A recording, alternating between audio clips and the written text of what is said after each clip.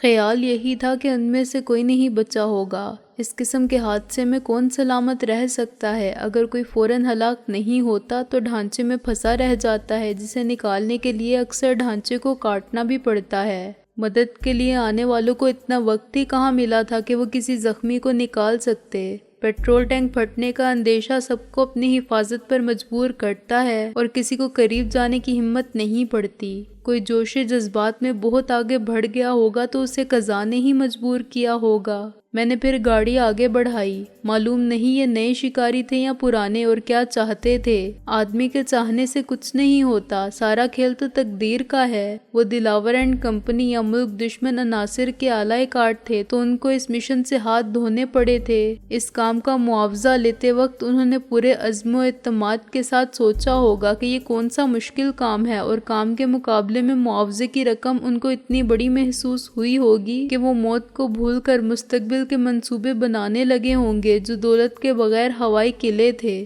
اب وہ اپنے منصوبوں اور ان کی تکمیل کے خوابوں، امیدوں اور حوصلوں کے ساتھ راکھ ہو رہے تھے، بالکل اسی طرح جیسے کاغذ کے نوٹ جل کر راکھ ہو جاتے ہیں۔ ان کے کاغذی خیالوں کے محل ان کے وجود کے ساتھ جل کر فنا ہو رہے تھے۔ اب تک میں سیدھا چلتا جا رہا تھا اور ذہنی انتشار کی کیفیت میں یہ بھولا ہوا تھا کہ میں سڑک پر ہوں۔ نہ جانے کتنی گزر جانے والی گاڑیوں نے فوکس ویگن کے شکستہ ڈھانچے کو دیکھا ہوگا اور کیا سمجھا ہوگا۔ مجھے یہ خیال بھی آیا کہ جائے واردات پر جمع ہونے والوں میں سے کوئی اپنی کار نکال کر میرے تعاقب میں روانہ ہو سکتا ہے اور کسی دشواری کے بغیر مجھے پکڑ بھی سکتا ہے۔ میرے لیے ضروری تھا کہ فوراً اس گاڑی سے نجات حاصل کر لوں۔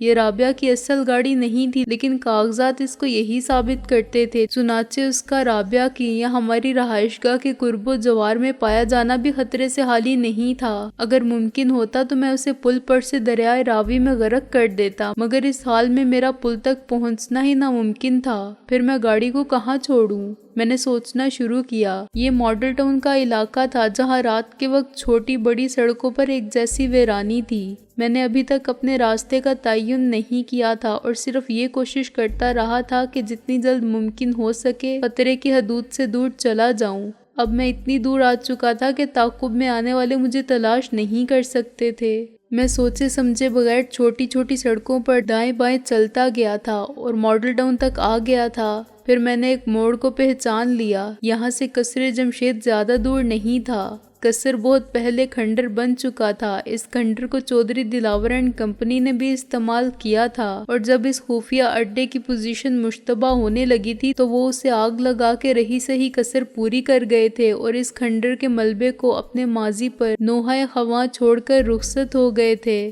اب وہاں کوئی نہیں تھا اور مجھے اس وقت وہی ایک ایسی محفوظ جگہ نظر آئی جہاں میں اس کار کے ڈھانچے کو چھوڑ سکتا تھا اور جہاں یہ ڈھانچہ کسی کی توجہ کا مرکز نہیں بن سکتا تھا۔ لیکن بعد میں اپنی تباہی کی داستان سنا کے چودھری دلاور تک ہمارا پیغام ضرور پہنچا سکتا تھا کہ انہوں نے ہمارے لیے جو نیا جال پھیلایا تھا ہم اس میں گرفتار نہیں ہو سکے۔ قصر جمشید رات کے اندھیرے میں ایک پراسیب مرگھٹ لگتا تھا۔ اس کے ٹوٹے پھوٹے کھنڈر کے ویرانے میں قبرستان کا سکوت تھا اور موت کی ہولناک سایہ فگن تھی۔ ایک بار پھر میرے دل کو دنیا کی بے ثباتی کے خیال نے درس عبرت دیا۔ اجاڑ باغ کے ایک گوشے میں قصر جمشید کے معمار اور مالک نواب خسرو جمشید کا ڈھانچہ اب تک موجود تھا، اور شاید ان کی روح اپنی آنکھوں سے عہد رفتہ کی شان و شوکت، تزین و آرائش اور حسن و زیبائش کے وہ گمشدہ آثار تلاش کرتی تھی جو دولت پر غرور کی دنیاوی علامت کا ترہ امتیاز تھے۔ شاید وہ جھونپڑیاں اب بھی آباد تھیں جن میں اس قصر عالیشان کے دربان، خدام اور فراش رہتے تھے، مگر محل اور محل والے افسانہ فردا بن گئے تھے۔ گاڑی کو میں گھاس پھوس اور کوڑے کرکٹ پر سے گزارتا ہوا پچھلے حصے میں لے گیا۔ اندھیرے میں ہیڈ لائٹس کے بغیر یہاں تک پہنچ جانا ہی تائید ایزدی کی علامت تھا، ورنہ یہ ہو سکتا تھا کہ میں کسی دوسرے حادثے کا شکار ہو جاتا یا پکڑ لیا جاتا۔ گاڑی کی اور میری حالت دیکھ کر گشت کرنے والی پولیس میرے پیچھے لگ جاتی، میں ان سے بچ کر فرار نہیں ہو سکتا تھا۔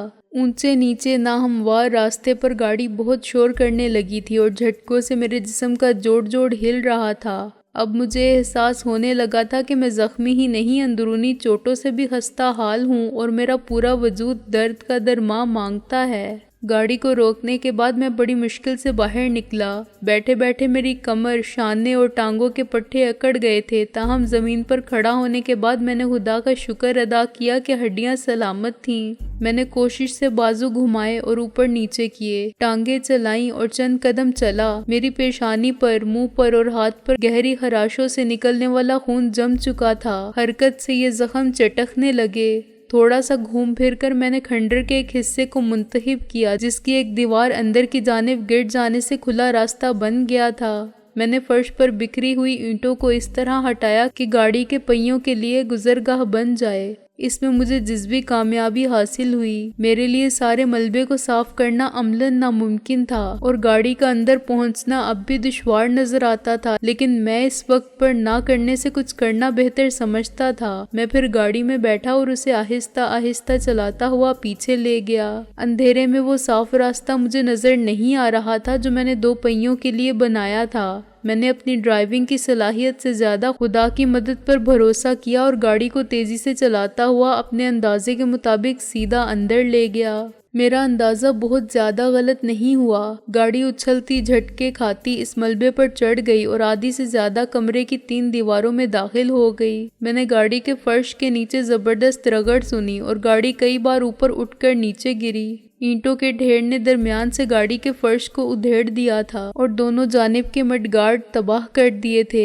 میں نے ایک آخری کوشش کی اور گاڑی کو فرسٹ گیئر میں رکھتے ہوئے ریس دی۔ گاڑی آخری بار اٹھی اور کسی ملبے کے ڈھیر کو عبور کر کے اتری تو سامنے والی دیوار سے ٹکرا گئی۔ میرا دل ذرا سی دیر کے لیے دہل گیا۔ اگر تصادم کی قوت زیادہ ہوتی تو دیوار مجھ پر آ گرتی، پھر بے سہارا چھت نیچے آتی جو اب 3 دیواروں پر ٹکی ہوئی تھی۔ 2 دیواریں اس کا بوجھ نہیں سہار سکتی تھیں، پھر وہ دیواریں بھی چھت کے ساتھ زمین بوس ہو جاتی اور میں اس فاکس ویگن کے تابوت میں دفن ہو جاتا۔ باہر نکل کے میں نے بہت سی گھاس پھوس اور خشک لکڑیاں جمع کر کے گاڑی میں ڈالیں۔ کوڑے کرکٹ میں کاغذوں کے ٹکڑے بھی تھے۔ دیا سلائی دکھاتے ہی کاغذ نے اور پھر گھاس نے آنکھ پکڑ لی۔ میں اس ملبے سے دور ہوتا گیا اور آگ کو پھیلتے دیکھتا رہا۔ فضا میں اب چمڑے کے جلنے کی بو بھی شامل ہو گئی تھی، جس کا مطلب یہ تھا کہ آگ نے سیٹوں کو جلانا شروع کر دیا ہے۔ میں اندھیرے کی پناہ میں دروازے کی طرف چلنے لگا۔ ایک محفوظ فاصلے پر رک کر میں نے چند منٹ انتظار کیا، پھر میرے کانوں نے پیٹرول ٹینک کے پھٹنے کا وہ دھماکہ سنا جو سب کچھ تباہ کر دیتا تھا۔ آگ کا بگولا سا اٹھا، مگر اس کے ساتھ ہی عجیب سی گڑگڑاہٹ سنائی دی اور میں سمجھ گیا کہ دھماکے نے باقی 3 دیواروں کو اور چھت کو گرا دیا ہے۔ فضا میں گرد کا طوفان سا اٹھا۔ ایک چھت کے گرتے ہی اس کے اوپر قائم دیواریں بھی بے سہارا ہو گئیں۔ اوپر کی منزل کا ایک پورا حصہ مسمار ہو گیا اور آگ کا شعلہ غائب ہو گیا۔ فاکس ویگن ملبے کے ایک بہت بڑے پہاڑ کے نیچے دفن ہو چکی تھی اور اس بات کا فوری طور پر کوئی امکان نہیں تھا کہ کوئی اس کو اپنے مدفن سے کھود کر نکال لے گا۔ رابعہ کے سرخ فاکس ویگن کا یہ دوسرا جنم بھی ختم ہو چکا تھا۔ جب میں وہاں سے روانہ ہوا تو میں نے آس پاس کے کچھ لوگوں کو باہر نکل کر باتیں کرتے سنا۔ وہ شور سن کر یہ سمجھے تھے کہ زلزلہ آ گیا ہے، لیکن انہوں نے دیکھا کہ ایک پرانا کھنڈر گر گیا ہے تو وہ مطمئن ہو کے اپنے اپنے محفوظ گھروں کی خوابگاہوں میں لوٹ گئے۔ میں کچھ دیر پیدل چلتا گیا، پھر نہ جانے کہاں سے ایک سائیکل سوار نمودار ہوا۔ وہ رات کو گشت کرنے والا چوکیدار تھا۔ میری حالت دیکھ کر وہ رک گیا۔ مجھے ایک گاڑی والا ٹکر مار کے بھاگ گیا بھائی، میں نے کہا۔ خدا کے لیے مجھے کسی ہسپتال تک پہنچا دو۔ ہسپتال تک تو میں نہیں جا سکتا بابو، وہ مجھے غور سے دیکھتے ہوئے بولا۔ میری اسی علاقے میں گشت کی ڈیوٹی ہے، کتنی دور جانا ہے تم کو؟ باغبان پورا سے آگے، میں نے مسکین صورت بنا کے کہا۔ باغبان پورا سے آگے اس وقت؟ چوکیدار حیران ہو کے بولا۔ اتنی دور جانے کے لیے تو سواری بھی ملنا مشکل ہے، تم کیا پیدل چل پڑے تھے؟ نہیں چاچا، سائیکل لے کر نکلا تھا، میں نے کہا۔ اس کا بھی بیڑا غرق کر دیا کمبخت نے، اوپر سے کار گزار دی۔ چلو مٹی ڈالو سائیکل پر، شکر کرو جان بچی، وہ ہمدردی سے بولا۔ تم نے نمبر نوٹ کیا تھا؟ نمبر کیسے نوٹ کرتا چاچا؟ ٹکر لگی تو میں ادھر جا کے گرا 10 گز دور، میں نے کہا۔ ہوش میں آنے سے پہلے تو وہ گاڑی لے کر بھاگ گیا، سائیکل کا چورا کر دیا۔ کباڑیا تول کر لے گا تو لے گا، پھر وہی سائیکل۔ او میاں، اگر سائیکل بچ جاتی اور گاڑی تیرے اوپر سے گزر جاتی پھر کیا ہوتا؟ کباڑیا تجھے تول کر بھی نہ لیتا۔ عجیب ناشکری ہے، چوکیدار خفا ہو گیا۔ آخر آفت کیا تھی اس وقت نکلنے کی؟ چاچا جی فوت ہو گئے ہیں، ان کے گھر جا رہا تھا، ابھی ڈیوٹی سے آیا تو ماں نے بتایا۔ میں نے رونے کی اداکاری کی۔ اتنی رات کو ڈیوٹی سے آیا تھا؟ چوکیدار نے اپنی جراح جاری رکھی۔ ہاں، سینما میں گیٹ کیپر ہوں، آخری شو ختم ہوتا ہے تو چھٹی ہوتی ہے، میں نے کہا اور ہائے بلند کی۔ ڈھیر عمر چوکیدار شاید رات کے وقت مشکوک حالت میں گھومنے والوں سے اسی طرح پوچھ گچھ کرتا تھا۔ میں اس علاقے میں اجنبی بھی تھا اور میری حالت یقیناً شکوک پیدا کرتی تھی، تاہم میری اداکاری نے اسے میری مظلومیت کا قائل کر لیا اور وہ میری مدد پر تل گیا۔ بیٹھ سکتا ہے ادھر سائیکل پر، وہ کچھ دیر بعد بولا۔ میں نے گھڑے جیسا سر ہلایا۔ بڑی مہربانی ہوگی، باغبان پورے لے۔ میں باغبان پورے نہیں لے جا سکتا، میں تجھے ایک اور جگہ لے چلتا ہوں، وہ بولا۔ رب نے چاہا تو تیرا کام ہو جائے گا۔ اپنی پرانی چرخ چوں کرتی سائیکل پر وہ میرے بوجھ کو گھسیٹ کر تقریباً آدھے میل تک لے گیا اور پھر ایک کوٹھی کے عقبی حصے میں سرونٹ کوارٹر تک لے گیا۔ مجھے اپنی سائیکل پکڑوا کے اور فرار نہ ہونے کی تاکید کر کے اس نے دیوار پھاندی جو مشکل سے 3 فٹ اونچی تھی۔ میں نے اس کو ایک کوارٹر کے دروازے پر دستک دیتے سنا۔ کوارٹر کے روشن دان میں لائٹ نے کسی کے بیدار ہونے کی خبر دی۔ میں سوچتا رہا کہ چاچا کو چاچا جی کے فوت ہونے کی کہانی سنا کے اور اس کے ساتھ یہاں تک آ کے میں نے اپنا وقت تو ضائع نہیں کیا، لیکن مجھے کوئی نہ کوئی کہانی تو سنانا ہی تھی اور پھر اس جھوٹ کو نبھانا بھی تھا، ورنہ میری حالت تو ایسی ہو رہی تھی جیسے میں جوئے کے اڈے سے ہار کے اور مار کھا کے یا دنگے فساد میں بہادری کے جوہر دکھا کے آ رہا تھا۔ چوکیدار کے مذاکرات نتیجہ خیز رہے اور وہ 5 منٹ میں پھر دیوار پر نمودار ہوا۔ لے بھائی، تیرا کام بن گیا، یہ بھانجا ہے اپنا، تجھے چھوڑ آئے گا جہاں تو کہے گا، وہ بولا۔ تو اسی جگہ انتظار کر، میں جاتا ہوں گشت پر۔ میں 10 منٹ تک وہیں کھڑا بھانجے کا انتظار کرتا رہا۔ 15 منٹ بعد جب میری تشویش بھی مایوسی میں ڈھلنے لگی تھی، ایک کونے کی جانب سے گھوڑے کے ہنہنانے اور پھر اس کے سموں کے سڑک پر بجنے کی آواز آئی۔ وہ کارنر پلاٹ پر بنی ہوئی کوٹھی تھی جس کا ایک دروازہ بڑی سڑک کی طرف میرے سامنے تھا تو دوسرا کہیں سائیڈ روڈ کی جانب۔ تانگا ادھر سے ہی نمودار ہوا جسے کوچبان چلاتا ہوا لا رہا تھا۔ اس نے گھوڑے کی نکیل تھام رکھی تھی اور خود آگے آگے چل رہا تھا۔ اس آدھی رات کی ناوک ڈیوٹی سے گھوڑے اور اس کے آقا دونوں کو یقیناً بیگار میں پکڑے جانے کا احساس تھا اور وہ دونوں ابھی تک سوئے ہوئے لگتے تھے، تاہم گھوڑا اپنے مالک کا اور مالک اپنے ماموں کا فرما بردار تھا۔ معاف کرنا بھائی، تمہیں میں ہرگز تکلیف نہ دیتا، وہ تو تمہارے ماموں نے مجبور کر دیا، میں نے کہا۔ تم کو کیا مجبور کر دیا؟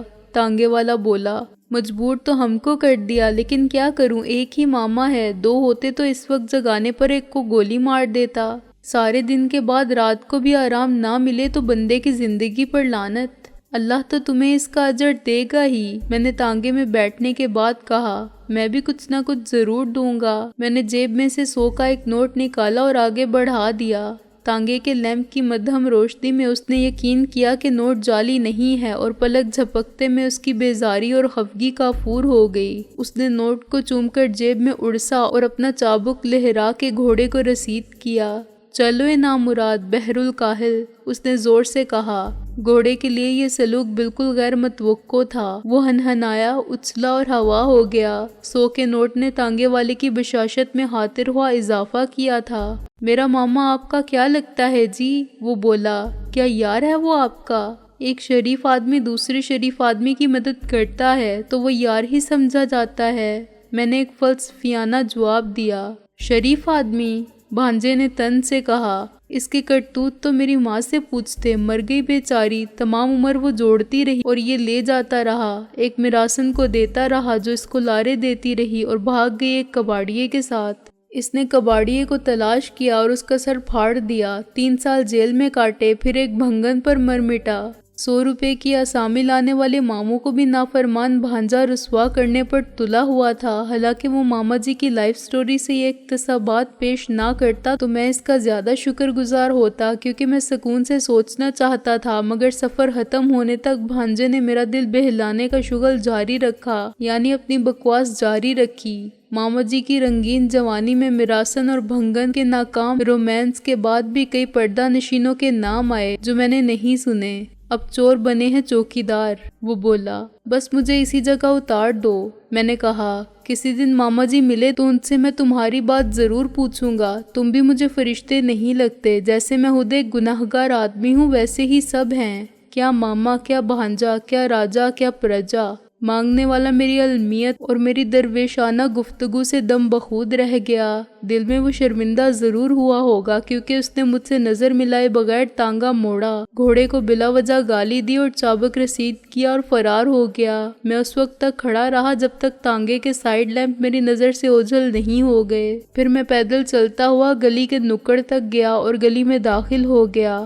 بند دروازے پر رک کر میں نے چند سیکنڈ توقف کیا۔ دروازے کے پیچھے روشنی تھی اور وہ لوگ جاگ رہے تھے۔ نہ جانے کہاں سے رات کے 3 گھنٹے بجنے کی آواز آئی۔ اسے رات نہیں صبح ہی کہا جا سکتا تھا۔ میں سارا دن اور تقریباً رات بھر غائب رہا تھا۔ شام کے بعد بھی وہ رات 9-10 بجے تک انتظار کرتے رہے ہوں گے، مگر اس کے بعد تشویش میں مبتلا ہوئے ہوں گے اور اب یقیناً پریشان ہوں گے۔ میرے دستک دیتے ہی اندر کھلبلی مچی۔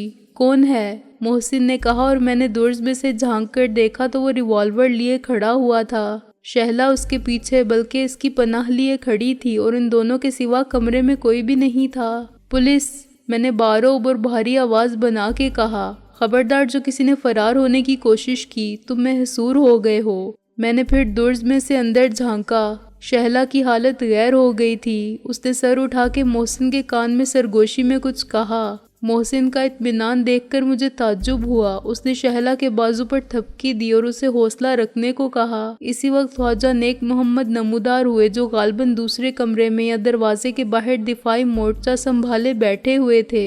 اس کی صورت دیکھ کر مجھے ہنسی آنے لگی۔ دروازہ کھولتے ہو یا ہم توڑ دیں؟ میں نے دوبارہ دروازے پر دستک دینے کی بجائے لات ماری۔ معلوم نہیں میری آواز میں فرق پڑ گیا تھا یا محسن پہلے ہی سمجھ چکا تھا کہ یہ حرکت میری ہے۔ بچپن سے اب تک کی رفاقت اور دن رات کے ساتھ نے ہمیں ایک دوسرے کی اتنی پہچان کروا دی تھی کہ اب ہم ساری دنیا کو دھوکہ دے سکتے تھے، لیکن ایک دوسرے کو نہ چہرہ بدل کے فریب دے سکتے تھے اور نہ آواز بدل کے۔ اگر میں یہ کہوں کہ بند دروازے کے پیچھے سے بھی اس نے میری خوشبو سونگھ لی تھی تو شاید مبالغہ نہیں ہوگا۔ آپ دروازہ توڑ دیں، محسن نے کہا، بلکہ سر مار کے دیوار توڑ دیں، ہم دروازہ نہیں کھولیں گے۔ اچھا بھائی، ہم پولیس نہیں ہیں، ایک بھوکے پیاسے زخموں سے لہو لہان یتیم اور لاوارث شخص ہیں، لاوارث اور یتیم ہیں۔ نہ یہ یتیم خانہ ہے، نہ ہسپتال اور نہ قبرستان، محسن نے کہا، یہاں شرفا رہتے ہیں۔ شرفا کی اولاد جہاں سب یتیم رہتے ہیں وہ یتیم خانہ نہیں تو کیا ہے؟ میں نے چلا کر کہا۔ اس دلیل نے ہمیں قائل کیا، محسن بولا اور دروازہ کھول دیا۔ وہ دروازے سے لگا کھڑا تھا اور اتنی دیر میں اصل صورتحال سب پر واضح ہو چکی تھی۔ چنانچہ شہلا مسکرا رہی تھی اور استاد ٹیڈی کی بتیسی دکھائی دے رہی تھی، لیکن مجھے دیکھتے ہی ان کی ساری شوخی کافور ہو گئی۔ بھائی جان، یہ کیا ہوا ہے آپ کو؟ شہلا چلائی۔ سکندر بادشاہ، قسم مولا علی کی، ایک بار بتا دو تمہارا کس سے جھگڑا ہوا ہے؟ استاد ٹیڈی نے عادت کے مطابق اپنی ہانکی اور مجھے اس کی 2 منٹ پہلے کی حالت کا تصور کر کے ہنسی آ گئی۔ آخر یہ کیا حرکت ہے؟ محسن بولا۔ بظاہر تو شدید مجروح اور قریب المرگ ہے، مگر پھر بھی دانت نکال رہا ہے۔ آرام سے بیٹھ جاؤ ساتھیوں، میں نے چارپائی پر بیٹھ کے کہا۔ کلیجہ تھام لو، پہلے سنو پھر میری داستان۔ بھاڑ میں گئی داستان؟ شہلا لپک کر میرے پاس آئی۔ پہلے کپڑے بدلیے، میں گرم پانی لاتی ہوں، زخم صاف کر کے دوا لگا دوں، پھر آپ لیٹ جائیے۔ لیٹ جائیں گے ہم، لیٹ جائیں گے، میں نے کہا۔ اس کی وجہ بھی تو بتا دیں، مگر شہلا نے میری ایک نہیں سنی۔ محسن اور ٹیڈی کو اندازہ ہو گیا تھا کہ میری چوٹیں اور خراشیں معمولی ہیں، ورنہ میں اپنے پیروں پر کھڑا بھی نہ ہو سکتا اور اس طرح بات بھی نہ کر سکتا۔ یہ صرف میں جانتا تھا کہ تھکن اور جسم کی چوٹوں کے درد، بھوک اور ایک خونریز مارکے نے مجھے ذہنی اور جسمانی طور پر کتنا بے حال کر دیا تھا۔ لیکن میں دروازے پر یا اندر قدم رکھتے ہی گر پڑا تو وہ سب بدحواس ہو جاتے۔ میں نے سخت جدوجہد کر کے اپنی بشاشت کو برقرار رکھا تھا اور انہیں اطمینان دلانے میں کامیاب ہو گیا تھا کہ فکر کی کوئی بات نہیں۔ شہلا نے وہ کام کیا جو صرف ایک عورت کر سکتی ہے۔ اس نے میری باتوں کو اور وضاحتوں کو غیر اہم سمجھتے ہوئے پہلے میرے آرام اور علاج کی طرف فوری توجہ دی۔ اس نے مجھے زبردستی پلنگ پر لٹا دیا اور مجھے لیٹتے ہی اتنا سکون ملا کہ میری آنکھیں بند ہونے لگیں اور راحت کا احساس میری رگ رگ میں سکون بن کے اترنے لگا۔ 10 منٹ میں شہلا پانی گرم کر لائی۔ اس نے ایک صاف کپڑا بھگو کر میرے جسم کی خراشوں پر جم جانے والے خون کو صاف کیا۔ درد کی ٹیز پھر اٹھی اور گرم پانی زخم پر تیزاب کی طرح لگا، مگر مجھے اس تکلیف میں بھی مسرت کا احساس ہوا۔ یہ خیال آیا کہ موت سے متصادم ہونے کے باوجود میں اس وقت زندہ ہوں اور اپنوں میں ہوں، باہر کی دنیا کے خطرات سے محفوظ ہوں اور اپنی ناکامیوں کے باوجود کامیاب ہوں۔ شہلا کے ہاتھوں میں بہن کا پیار تھا اور ماں کی ممتا تھی۔ یہ وہ ہاتھ تھے جو دوا کے ساتھ دعا بھی دیتے تھے اور دل کی گہرائیوں سے نکلنے والی دعا قبولیت کا شرف پا کے لوٹتی تھی تو پیغام شفا دیتی تھی۔ اس کے ہاتھوں کی ٹکور سے میرے وجود کا درد و کرب مٹ رہا تھا اور درد کھینچ کر نکلتا جا رہا تھا۔ وہ ایک نرس تھی، ڈاکٹر تھی اور ایک کمزور لڑکی ہونے کے باوجود اعجاز مسیحائی کی ناقابل فہم قوت رکھتی تھی۔ اس نے میرے کپڑے بھی خود ہی بدلے اور اس کام کو ایک مقدس فرض کی طرح سر انجام دیا۔ یکلخت اس نے صورتحال کی سب ذمہ داری قبول کر لی تھی، سب کی کمان سنبھال لی تھی اور اب میں دیکھ رہا تھا کہ اس کے شوہر سمیت سب اس کے حکم کے تابع ہو چکے ہیں۔ آدھے گھنٹے میں وہ زخم صاف کر کے خشک کر چکی تھی اور جہاں ضروری تھا وہاں اینٹی سیپٹک پاؤڈر چھڑک چکی تھی یا مرہم لگا چکی تھی۔ اس کے حکم پر ہی محسن نے دودھ گرم کیا تھا اور گلاس بھر لایا تھا، پھر ڈانٹ کھا کے وہ دودھ میں گلوکوز ملانے گیا اور تیسری مرتبہ سر کھجاتا ہوا گیا تو اسپرین کی گولیاں لے کر آیا۔ پھر شہلا نے مجھے سہارا دے کر اٹھانے کے احکامات جاری کیے اور ٹیڈی آگے بڑھا ہی تھا کہ میں اٹھ بیٹھا۔ بہت ہو چکا میرا پوسٹ مارٹم، میں نے کہا، میں ہٹا کٹا ہوں اور بہت بڑا الو کا پٹھا ہوں، یہ بھی فرمائیے۔ محسن نے کہا، قسم خدا کی اتنی خدمت اس نے کبھی میری نہیں کی، اور مجھے لگتا ہے کہ یہ تم دونوں کی بہن زیادہ ہوگی، میری بیوی تو پارٹ ٹائم رہے گی۔ بس ہو گیا جل کے کوئلہ، میں نے کہا، کل میں تیرا ایسا ہی حال کر دوں گا، فکر مت کر۔ چلیں بھائی جان، یہ گولیاں کھا کے دودھ پئیں اور سو جائیں، شہلا نے تنک کر کہا۔ اور اگر میں یہ حکم نہ مانوں، میں نے ضدی بچے کی طرح کہا، تو میں رو پڑوں گی۔ شہلا نے عاجز آ کے کہا، ویری گڈ، بالکل مت ماننا اس کی بات سکندر۔ محسن بولا، کل کو یہ بات بات پر مجھے بھی رونے کی دھمکی دے گی۔ استاد ٹیڈی نے ریوالور نکال کے میری کنپٹی پر رکھ دیا۔ میں 10 تک گنوں گا، اس وقت تک دودھ ختم ہو جانا چاہیے، اور کچھ بچ گیا تو میں نے فوراً گولیاں منہ میں ڈال کر دودھ کا گلاس منہ سے لگا لیا، تو میں 11 سے آگے گنتی شروع کر دوں گا۔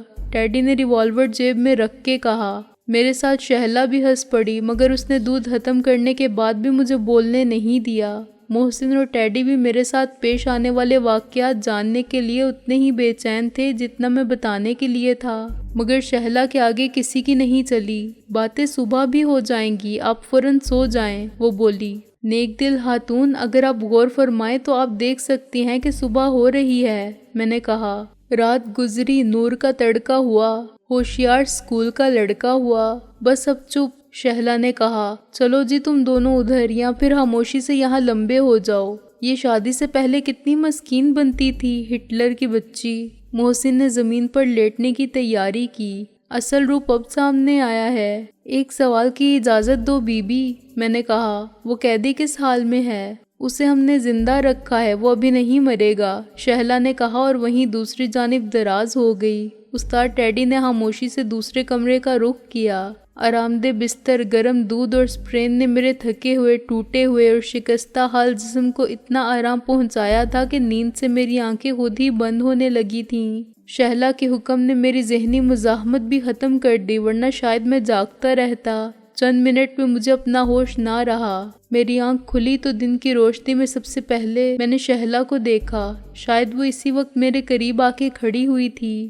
میری حالت بہت بہتر تھی، جسم کا درد تقریباً ختم ہو چکا تھا اور ذہنی طور پر میں بالکل مستعد تھا۔ کیسی طبیعت ہے بھائی جان؟ شہلا نے مسکرا کے کہا۔ میری منی سی بہن، تیرے ہوتے ہوئے مجھے کیا ہو سکتا ہے؟ میں نے پیار سے اس کا ہاتھ پکڑ لیا۔ میں بالکل ٹھیک ہوں۔ تیرا میاں نظر نہیں آ رہا ہے، وہ غالب بھائی کے ساتھ گئے ہیں نئے گھر کو ٹھیک کروانے۔ شہلا شرما کے بولی۔ اچھا، تو ہم سب یہاں کیوں بیٹھے ہیں، بلکہ پڑے ہیں؟ میں نے کہا، ہم بھی چلتے ہیں۔ ہم ہم چلیں گے، پہلے آپ ناشتہ تو کر لیں، وقت تو دوپہر کے کھانے کا بھی گزر چکا ہے۔ شہلا بولی۔ کیا بجا ہے؟ میں نے گھڑی دیکھی۔ 3:30۔ تم نے ٹھیک کہا، مجھے کئی وقت کا ناشتہ کرنا ہے۔ تم تو پورا استبل بیچ کے سو گئے تھے سکندر بادشاہ، ٹیڈی نے نمودار ہو کے کہا۔ اچھا ہوا اس استبل میں تم نہیں تھے، میں نے کہا۔ اس حماقت کے بحر ظلمات کے گھوڑے کا کیا بنا؟ وہ پھر بچ گیا میرے ہاتھوں قتل ہونے سے، ٹیڈی نے کہا۔ قسم مولا علی کی، اس کے اخبار میں اسی کے سوئم کا اشتہار آ جاتا، مجھ سے کہہ رہا تھا کہ تمہاری شکل ہرگز شہلا کا بھائی بننے کے لائق نہیں۔ پھر کس لائق ہے؟ میں نے ہنس کر کہا۔ کہتا تھا کہ تم ڈریکولا کے بھائی بن سکتے ہو، ٹیڈی نے سادگی سے کہا۔ وہ خود ڈریکولا کی اولاد؟ میرا مطلب تھا کہ اس کی اخبار کے ایڈیٹر سے جو جنگ ہوئی تھی اس کا انجام کیا ہوا؟ میں نے کہا۔ وہ نورا کشتی تھی، ٹیڈی نے حقارت سے کہا۔ اگلے دن پھر دونوں عاشق معشوق بنے ہوئے تھے۔ غالب نے اس کو سائیں پاپڑ والے کے اڈے پر دھماکے کی رپورٹ دی اور فوٹوگرافر کو ساتھ لے گیا۔ اس خبر نے تہلکہ مچا دیا۔ غالب نے اصل واقعات اور حالات کی طرف تو اشارہ نہیں کیا، میں نے تشویش سے کہا۔ میرا مطلب ہے یہ تو نہیں لکھ مارا کہ وہاں جو عورت کرما والی بنی ہوئی تھی وہ کون تھی اور کیا کرتی تھی؟ کرنل جگن ناتھ سیوک یا سادھو رام کا حوالہ تو نہیں دے دیا؟ یار سکندر بادشاہ، یہ غالب کمینہ ضرور ہے مگر بے وقوف نہیں ہے، استاد ٹیڈی نے کہا۔ وہ کمینہ بھی نہیں ہے استاد، میں نے کہا۔ اس کمینی دنیا میں ہمارا واسطہ جن کمینوں سے پڑ رہا ہے ان کے مقابلے میں وہ ہیرا ہے جس کے بارے میں علامہ اقبال نے کہا ہے کہ پھول کی پتی سے کٹ سکتا ہے ہیرے کا جگر۔ وہ ایسا ہی دل رکھتا ہے جو خلوص کی ایک نظر سے پگھل جاتا ہے، مگر تم جانتے ہو فطرت کے اعتبار سے وہ کتنا سخت جان ہے۔ گولی کیا، توپ کا گولا اس سے ٹکرا کے پاش پاش ہو جائے۔ معلوم نہیں سکندر بادشاہ، کبھی کبھی تم عجیب باتیں کرنے لگتے ہو جو اپنی سمجھ میں نہیں آتی، ٹیڈی نے مایوسی سے کہا۔ خبر تو دوسرے اخبارات نے بھی دی ہوگی، میں نے کہا۔ ہاں، خبر کہاں چھپائی جا سکتی تھی، ٹیڈی بولا۔ سب نے ہی اپنے اپنے نمائندوں کی معرفت موصول ہونے والی خبر کو شائع کیا تھا، حقیقت کسی کو معلوم نہیں۔ کسی نے اسے پراسرار دھماکہ قرار دیا ہے تو کسی نے صرف ایک بم کا دھماکہ۔ ایک اخبار نے لکھا ہے کہ وہاں ڈاکوؤں کا ٹھکانہ تھا، دوسرے نے لکھا ہے کہ وہاں غیر قانونی طور پر آتش بازی کا سامان تیار ہوتا تھا۔ ایک نے حد کر دی، اس نے انکشاف کیا ہے کہ وقوعے کی شب وہاں جوا ہوا تھا اور جوا کھیلنے والوں میں سے ایک شخص اپنا سب کچھ ہار جانے کے بعد دستی بم پھینک کر وہاں سے فرار ہو گیا۔ بم اس کے گھر پر تھا اور وہ ہارنے کے بعد مشتعل ہو کے گھر سے لایا تھا کیونکہ اس کا خیال تھا کہ باقی سب نوسرے باز ہیں۔ میرا خیال ہے سکندر بادشاہ کے جان بوجھ کر اصل بات کو چھپایا گیا ہے۔ میرا خیال ہے استاد کہ تمہارا خیال ٹھیک ہے، میں نے کہا۔ ان اخبار نویسوں کو پولیس اور ملٹری انٹیلیجنس والوں نے قریب کہاں پھٹکنے دیا ہوگا؟ انہیں وہاں سے اسلحے کی موجودگی کے یقینی سراغ ملے ہوں گے۔ اصل بات عام ہو جاتی تو تفتیش مشکل ہو جاتی۔ ہو سکتا ہے پولیس یا ملٹری کے ذرائع نے خود ہی پریس کی بریفنگ کی ہو اور انہیں مطمئن کر کے ٹال دیا ہو، یا پھر دشمن کے ایجنٹوں نے یہ افواہیں پھیلائی ہوں۔ وہ بھی اسی علاقے میں موجود اور مصروف عمل ہوں گے، یہ جاننے کی کوشش کر رہے ہوں گے کہ اس تباہی کے پیچھے کس کا ہاتھ تھا یا محض حادثے کے باعث ان کا ذخیرہ تباہ ہوا۔ ملٹری کے انٹیلیجنس کو تو سب معلوم ہو گیا ہوگا کہ وہاں کس قسم کا اور کتنا اسلحہ تھا، انہیں ہیلی کاپٹر کے ٹکڑے بھی ملے ہوں گے۔ اب یہ ایک سیاسی معاملہ بھی بن چکا ہے اور اس کی تحقیقات بہت اعلیٰ سطح پر ہوگی۔ مفاد عامہ میں نہ سمجھا گیا تو کسی کو حقیقت کی خبر ہی نہیں ہونے دی جائے گی۔ پھر بھی وہ لوگ تو خبردار ہو گئے ہوں گے سکندر بادشاہ جو یہ کام کرتے تھے۔ ہاں، وہ اپنے ٹھکانے بدل دیں گے، میں نے کہا۔ لوگ بہرحال وہی رہیں گے، وہ اس کاروبار سے تائب نہیں ہو جائیں گے۔ اس حادثے یا واردات کے بعد وہ نئی حکمت عملی وضع کریں گے، کچھ نئے افراد کا انتخاب کریں گے اور ہو سکتا ہے پرانے راستوں کو چھوڑ دیں۔ وہ معلوم کرنے کی کوشش کریں گے کہ یہ کسی کی مخبری کا نتیجہ تو نہیں تھا، اور اگر کسی نے مخبری کی تھی تو وہ کون تھا۔ وہ غدار اپنے درمیان کسی غدار کو تلاش کریں گے۔ کیا ان کا ذہن ہماری طرف نہیں جائے گا؟ ٹیڈی نے کہا۔ ضرور جائے گا، لیکن ہم اس ڈر سے اپنا کام تو نہیں روک سکتے، میں نے کہا۔ MRS کا مشن تو ختم نہیں ہو سکتا جب تک کہ ہمارے اور ملک کے دشمنوں کا پتہ چلا کہ ان کے ایک ایک ٹھکانے کو، سب ساتھیوں کو اور تمام وسائل کو بالکل ختم نہ کر دیا جائے۔ ہم نے ابھی تک کوشش کی ہے کہ یہ جنگ زیر زمین رہے، لیکن کھلی جنگ کی نوبت آ گئی تب بھی جنگ تو بہرحال جاری رہے گی۔ جنگ جنگ، جب دیکھو جنگ، شہلا نے ناشتے کے ساتھ اندر آتے ہوئے کہا۔ تم لوگ ڈھنگ کی کوئی بات نہیں کر سکتے؟ مل کر بیٹھو گے تو آپس میں لڑنے لگو گے۔ خواجہ صاحب اور غالب کی ٹھنی رہے گی، سکندر اعظم اور محسن خان لڑتے رہیں گے۔ میں نے کہا مارا، 4 دن ہوئے ہیں اس لڑکی کو گھر والی بنے، ہمیں کیسے ڈانٹ رہی ہے جیسے ہم بچے ہیں۔ جب تک آدمی خود گھر والا نہ ہو بچہ ہی رہتا ہے، ابھی کوئی ذمہ داری کا بار نہیں ہے سر پر، اس لیے شترے بے مہار بنے پھرتے ہو۔ شہلا نے ہمیں مزید ڈانٹا۔ محسن کو تو میں سیدھا کر دوں گی، وہ بیچارہ تو پہلے ہی کتے کی دم سے زیادہ سیدھا ہے۔ میں نے ہنستے ہوئے کہا، اوپر سے مل گئی ہے تم جیسی بیوی، رب نے ملائی جوڑی۔ استاد ٹیڈی نے سر کھجایا۔ یار سکندر بادشاہ، کیا زمانہ آ گیا ہے، نئی دلہنیں کیسی بے شرمی سے منہ پھاڑ کر اپنے گھر والے کا نام لیتی ہیں۔ ایمان سے ہماری اماں تو کہتی تھیں، اجی سنیے یا نیک محمد کے ابا، حوالہ دینا ہو تو یوں کہ ان کو بتاؤں گی یا وہ آئیں گے تو پوچھوں گی۔ نام لینے سے تو کہتے ہیں کہ نکاح تک ٹوٹ جاتا ہے، اور اوپر سے دھونس دیکھو کہ میاں کو سیدھا کر دوں گی کیونکہ وہ سرتاج ہوتا ہے اور خداوند مجازی کا عہدہ رکھتا ہے۔ مگر میاں نیک محمد، زمانہ الٹا آ گیا ہے اور یہ سب قرب قیامت کی نشانیاں ہیں۔ پہلے جورو کو پاؤں کی جوتی سمجھا جاتا تھا، اب جورو کے غلام ان کی جوتیاں سیدھی کرتے ہیں۔ شوہر زن مرید ہو تو بیوی کر سکتی ہے ایسا دعویٰ۔ میں نے ایک ٹھنڈی سانس بھری۔ قسم مولا علی کی ہم تو زبان کھینچ لیں۔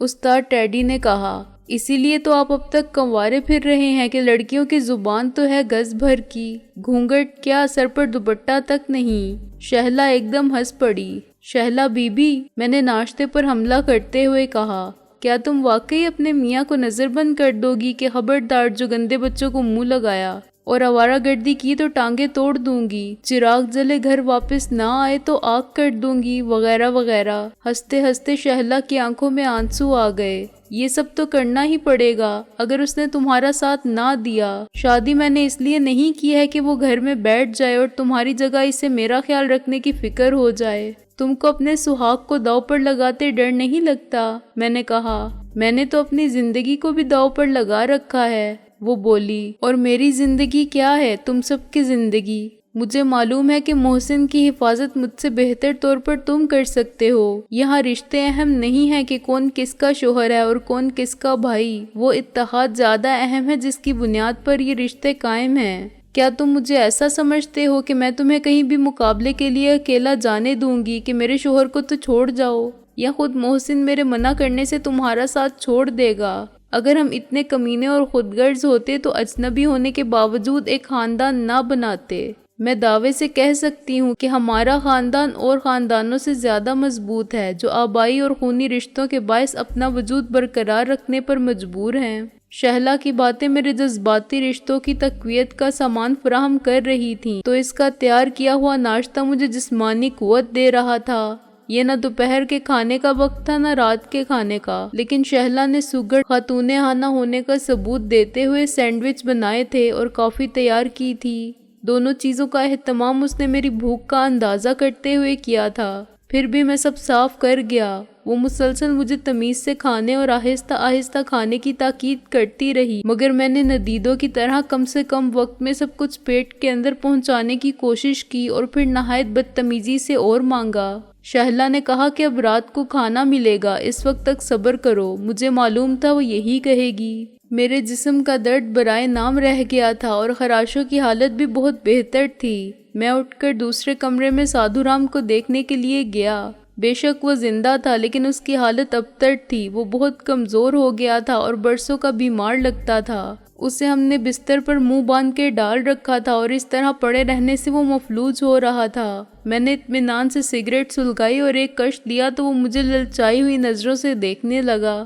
سگریٹ پیو گے سادھو مہاراج؟ میں نے کہا اور اس نے اقرار میں سر ہلایا۔ میں نے سگریٹ اس کے لبوں کی طرف بڑھائی۔ اس کے ہاتھ بندھے ہوئے تھے اور منہ میں کپڑا تھا۔ میں نے کپڑا نکالا تو اس کے ہونٹ سگریٹ کو گرفت میں لینے کے لیے ہلے۔ میں نے ایک بار سگریٹ آگے تک لے جا کر پیچھے ہٹا لی، اطمینان سے ایک اور کش دیا اور ولن کے انداز میں دھواں اس کے منہ پر چھوڑا۔ وہ کچھ نہیں بولا اور رحم طلب نظروں سے مجھے دیکھتا رہا۔ दूसरी बार भी मैंने यही हरकत की, लेकिन तीसरी मर्तबा जलती हुई सिगरेट मैंने अचानक उसकी गर्दन पर लगा दी और दूसरे हाथ से उसका मुंह दबा लिया। वो तड़पा मगर इसकी चीख हल्क में ही घट कर रह गई। मेरे हाथ ने सिगरेट को उसकी जिल्द पर दबाए रखा, यहाँ तक कि सिगरेट बुझ गई और उसकी खाल में एक गहरा बदनुमा घड़ा नमूदार हो गया। गोश्त के जलने की बू जो चिकन टिक्कों और कबाबों से उठती है तो बड़ी इश्तिहा अंगेज लगती है। इंसानी जिस्म से उठे तो कराहियत, जुल्म और बर्बरियत का एहसास होता है, मगर उस वक्त ये बू मेरे असाब पर गिरा नहीं गुजरी।